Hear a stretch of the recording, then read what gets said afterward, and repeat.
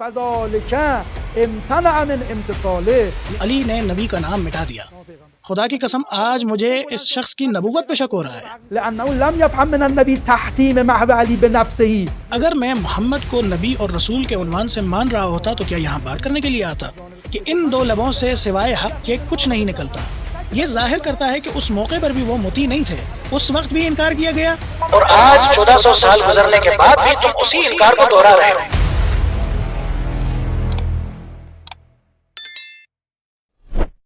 ما معتقد هستیم این اتفاق خیلی طبیعی بود، اجتهاد اصحاب بود، مثل اینکه در صلح حدیبیه رسول الله صلی الله علیه وسلم خطاب حضرت علی فرمود که ای علی نام من را از نبوت پاک کن. حضرت علی دستور رسول الله را قبول کرد؟ خیر.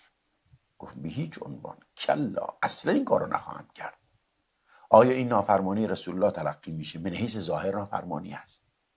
با من یعص الله و رسول فقط ضل. اگر جای علی اینجا ابوبکر یا عمر بود تا حکم کفرش نمیدادن دستبردار نبودن دیگه. رسول الله خودش ناچار شد. ما میگیم که این اجتهاد بود، ادب و احترام حضرت علی بود در مورد درخواست رسول الله، چون درخواست یک جایی برای اجتهاد وجود داشت.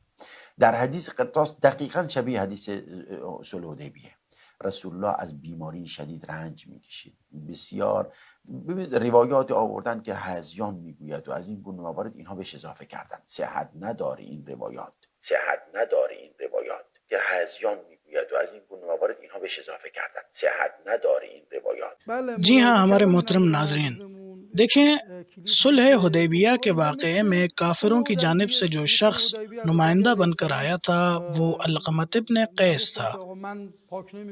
جب امیر المومنین علی علیہ السلام نے صلح حدیبیہ کی قرارداد میں محمد الرسول اللہ کا لفظ لکھا تو اس نے اعتراض کیا اور کہا کہ یہ رسول اللہ والا عنوان مٹا دو. علقمۃ ابن قیس نے کہا اگر میں محمد کو نبی اور رسول کے عنوان سے مان رہا ہوتا تو کیا یہاں بات کرنے کے لیے آتا؟ حضرت علی علیہ السلام نے جواب میں فرمایا میں کبھی بھی اس عنوان کو نہیں مٹاؤں گا. اس وقت رسول خدا صلی اللہ علیہ وآلہ وسلم نے فرمایا کہ میرا ہاتھ تھام کر اس جگہ رکھو جہاں رسول اللہ لکھا ہے تاکہ میں خود اسے مٹا دوں. صلح حدیبیہ کے واقعے میں امیر المومنین نے رسول کی مخالفت نہیں کی، بلکہ انہوں نے جو یہ بات کہی کہ میں رسول اللہ کا عنوان اس قرارداد سے نہیں مٹاؤں گا، اس کا خطاب کافروں کے نمائندے علقمۃ ابن قیس کے ساتھ تھا. یعنی انہوں نے علقمۃ ابن قیس کو مخاطب کر کے کہا تھا کہ میں یہ عنوان نہیں مٹاؤں گا. روایت ملاحظہ کریں، جناب نسائی کی کتاب سنن کبریٰ میں شعیب ارناؤوط کی تحقیق کے ساتھ جلد نمبر 7 صفحہ نمبر 481 پر آیا ہے. اینجا آورده که آقا عن علقمة ابن قیس قال قلت لعلی تجعل بینک و بین ابن عاکلة الاکباد حکما انی كنت کاتب رسول الله یوم الحدیبیه فکتب هذا ما صالح علیه محمد رسول الله و سهیل ابن عمرو لو علمنا انه رسول الله ما قاتلناه امها فقلت هو والله رسول الله و ان رغم عنفک لا والله لا امها. تو یہاں پر نکتہ یہ ہے کہ نہ کرنے والا جو خطاب تھا وہ ہرگز رسول کے سامنے نہیں تھا، بلکہ حضرت علی نے علقمۃ ابن قیس جو کہ کافروں کا نمائندہ تھا اسے کہا کہ میں ہرگز یہ کام نہیں کروں گا. فقال رسول الله ارنی مکانها فاریته فمحاها. پھر رسول اللہ نے فرمایا مجھے وہ جگہ دکھاؤ، تو آپ نے اپنا ہاتھ وہاں پر رکھا اور رسول اللہ کا لفظ خود مٹا دیا. تو بس یہ واضح ہو گیا کہ حضرت علی نے جو فرمایا کہ خدا کی قسم میں نہیں مٹاؤں گا، یہ خطاب نبی سے ہرگز نہیں تھا. دوسری بات یہ ہے کہ صلح حدیبیہ کے واقعے میں حضرت علی علیہ السلام کی سمجھ یہ نہیں تھی کہ نبی صلی اللہ علیہ وآلہ وسلم کا فرمان ایک واجب اور لازمی حکم ہے کہ خود وہ اپنے ہاتھ سے یہ کام کر دے. رسول خدا صلی اللہ علیہ وآلہ وسلم نے فرمایا مٹا دو. اب مٹا دو کا مطلب یہ ہو سکتا ہے کہ یا آپ خود مٹا دیں یا کوئی دوسرا مٹا دے. اصل ہدف اور مقصد اس میں کیا ہے؟ اس عنوان کو مٹانا. حضرت علی علیہ السلام نے اپنے اوپر اسے واجب نہیں سمجھا، اسی لیے انہوں نے رسول کے احترام میں اس عنوان کو اپنے ہاتھوں سے نہیں مٹایا تاکہ پھر رسول اللہ آ کر اپنے ہاتھ سے اسے مٹا دے. شاید اگر علی علیہ السلام خود مٹا دیتے تو بعد میں تاریخ میں کہا جاتا کہ علی نے نبی کا نام مٹا دیا۔ نام پیغمبر. حضرت علی علیہ السلام نے ایسا اس لیے نہیں کیا کہ وہ گستاخی یا نافرمانی کرنا چاہتے تھے، بلکہ یہ ایک باادب طرز عمل تھا۔ یہ بات جو میں ابھی کر رہا ہوں یہ کوئی شیعوں کی بات نہیں ہے، یا ایسا نہیں ہے کہ ہم اپنی طرف سے تعویل اور توجیہ کرنے کی کوشش کر رہے ہیں، بلکہ خود اہل سنت کے علماء نے اس بات کا اقرار کیا ہے کہ وہاں قرینہ موجود تھا کہ نبی صلی اللہ علیہ وآلہ وسلم کا حکم وجوبی نہیں تھا، لازمی نہیں تھا۔ اسی لیے حضرت علی علیہ السلام کا اس عنوان کو نہ مٹانا ادب کے تحت تھا اور بالکل درست تھا۔ ملاحظہ کریں جناب ابن حجر عسقلانی کی کتاب فتح الباری شرح صحیح بخاری۔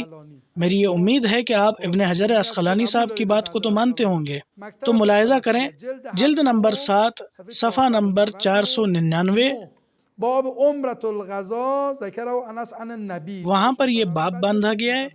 روایت کے آخر میں جو صفحہ نمبر 503 میں آتا ہے وہاں پر یہ بات لکھی ہوئی ہے کہ میگه وکان علیاً فهم ان امره له بذلک لیس متحتما، علی علیہ السلام نے یہ سمجھا کہ نبی کا حکم لازمی نہیں ہے، فذلک امتنع من امتصاله، لہٰذا انہوں نے وہ عمل انجام نہیں دیا۔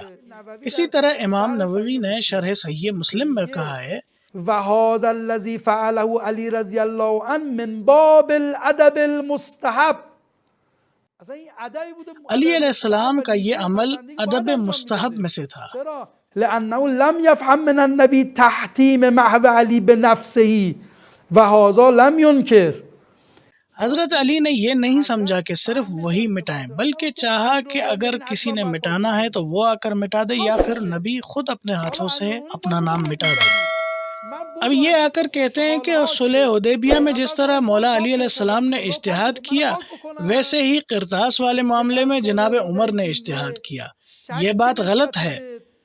قرطاس والے معاملے میں نبی کا واضح حکم تھا، وہاں اختلاف نبی کے صریح حکم پر ہوا، حتیٰ کہ رسول نے ناراض ہو کر فرمایا اٹھو اور یہاں سے چلے جاؤ، مجھے تم سے کچھ نہیں کہنا۔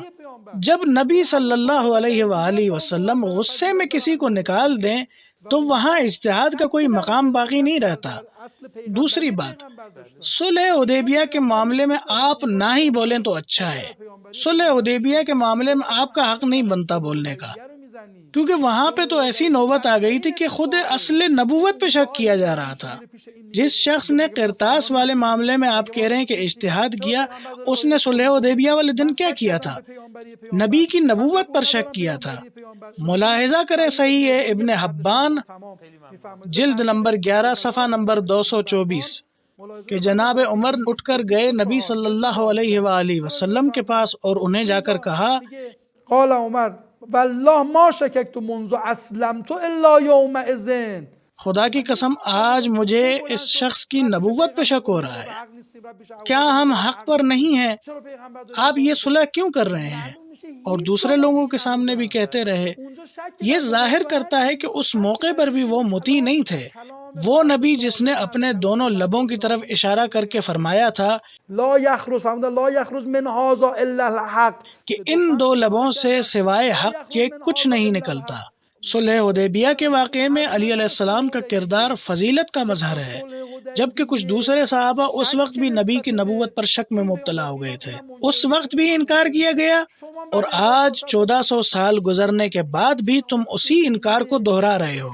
یہ کوئی معمولی اجتہاد نہیں تھا، بلکہ نبی کے واضح حکم کے مقابلے میں کھڑا ہونا تھا۔